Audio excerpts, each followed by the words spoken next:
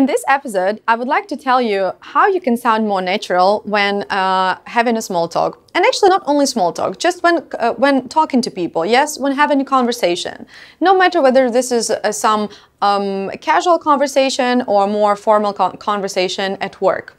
So, if you want to sound like a native speaker, when two native speakers are talking, it's going to be different compared to when there is a non-native speaker and a native speaker talking. So if you want to sound like a native speaker and if you want to make your speech more reluctant, use active listening tips. I'm sure it's a little bit unclear what active listening is, but it's really easy. Active listening means that you have to actively listen to the person you're talking to. I mean, when this person is saying something, you have to react.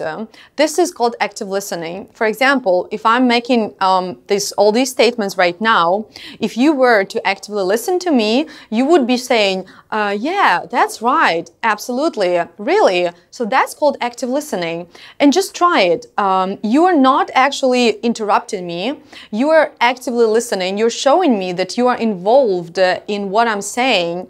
I mean, you don't have to respond like with a longer phrase, just a short phrase to show your engagement. And actually also active listening shows that you're interested. Because typically what happens in a conversation, the person is talking to you and you're silent, yeah, you're mute. And it's not really clear whether you are interested or not. Maybe you're bored. Maybe you don't want to listen to this. Maybe you just want to walk away. When people don't use these active listening tips, it looks like this. It looks that you are not interested in the conversation, and it makes the speaker or the person you're talking to feel a little bit uncomfortable or weird, not knowing why you're not responding in any way. I have prepared a list of useful active listening tips and expressions and phrases that you can use when having a conversation. Either it's a small talk or just a conversation. They're going to be good for any situation, for informal and formal situation. So let's take a look. If you want to ask for more information, you can use such phrases as, what happened next? Then what happened? How did you feel? What was it like? When you want to show surprise, you can say, really? You're joking. No, I don't believe it. You're pulling my leg. Showing approval. Wow, that's great.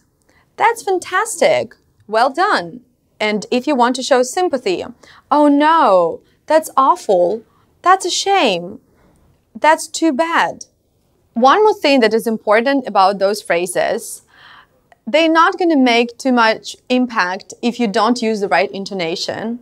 I mean, if you want to show surprise, but you say wow without any surprise in your voice, it's not going to be really a surprise, right? If you want to show sympathy and you say, that's too bad, but like, that's too bad in a monotonous way, it's not going to make that impact. So be aware of your intonation. And just the heads up, we're going to speak about pronunciation and intonation in our next episodes, so stay tuned.